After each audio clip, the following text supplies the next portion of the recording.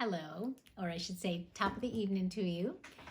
We left off in February, and it's now March, so happy St. Patrick's Day. It's my husband and I are both a little bit Irish. I'm a quarter Irish, and I'm not sure how much he is, but it's the one ethnicity that we share. So we like to celebrate St. Patrick's Day. So last time we were together, I spoke about the importance of speaking words of life into people, having those words spoken into us and speaking them into others. And so further to that, I want to share something with you I feel very strongly about. When our daughters turned 16 years old, I wrote each of them a letter of blessing. And now in biblical times, men would give their sons a blessing, their son a blessing. And it was a big deal. It was not a meaningless thing, and children were aware from the time they were small that this was something to aspire to.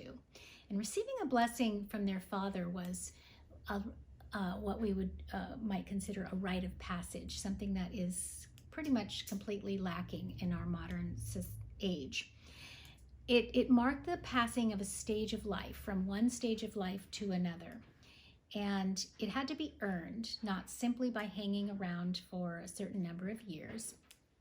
And alas, God, in his goodness, has given us girls, daughters, and not sons. If we had had sons, that would have been great too. But I always pictured myself with daughters. I think I just always thought God would give me girls because I grew up with boys. And growing up with boys, I always longed to have a sister. My mother was also kind of a tomboy, so she related much more easily with my brothers, and I was definitely the oddball in my family of origin. And I thought, if I could just have a sister, then we would understand each other and all would be well with the world. But it was not to be. And I would eventually discover that God gave me brothers, not to curse me, but actually to bless me. But it wasn't until I went away to college and lived with 36 girls that I discovered that. I was realizing that nothing in my life had prepared me for this.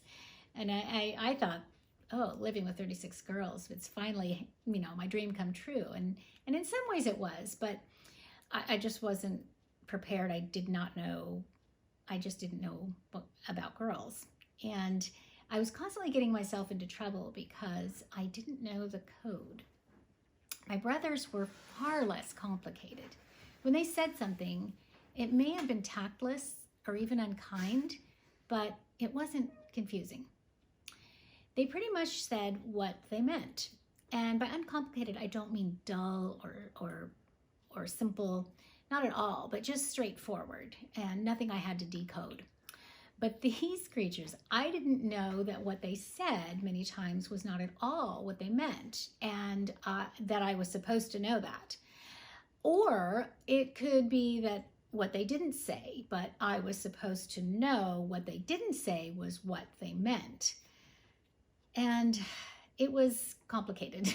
And it took me pretty much that whole year to figure out how to negotiate that, to say nothing of the academics. But all this to say that girls would be in my future, and this time I would be ready.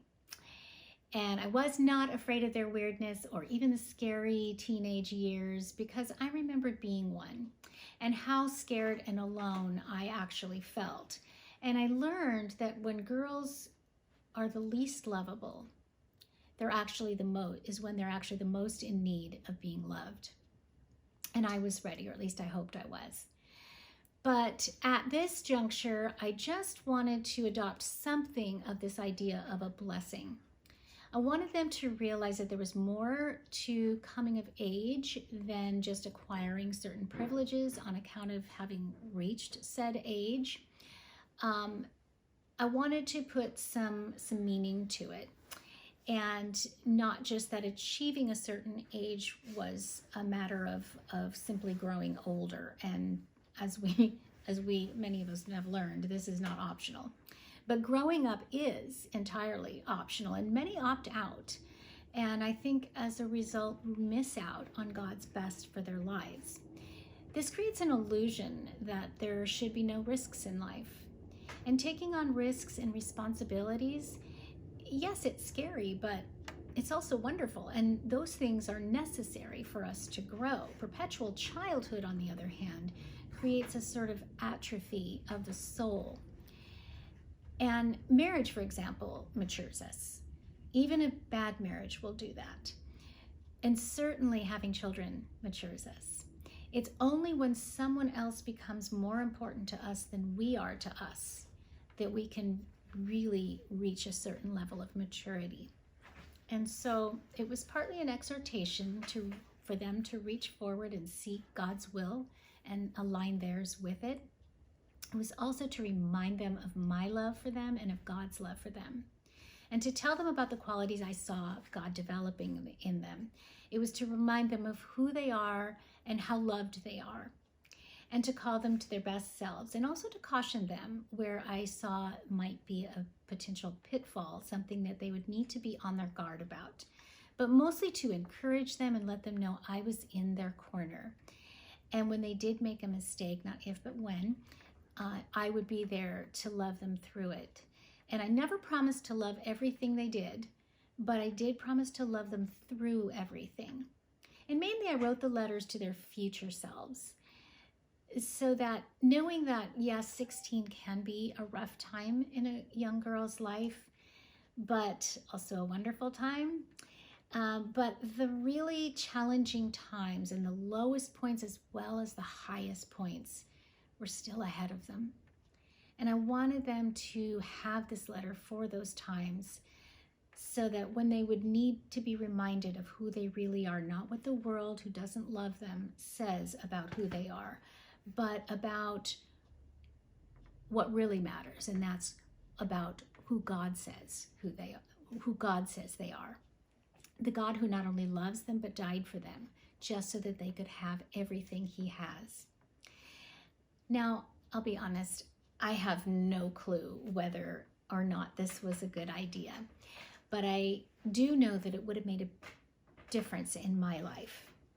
And I took my cues from the Bible, so hopefully it was a good idea. And the truth is that many parents just don't know how to encourage their children. Often because of that, nothing gets said. But honestly, how do we expect our kids to know how we feel about them if we don't tell them? And just in case there comes a time, and I knew I wasn't very good at this, so I wanted to get it on paper. Just in case there comes a time when they really need to be reminded, it's something that they'll have.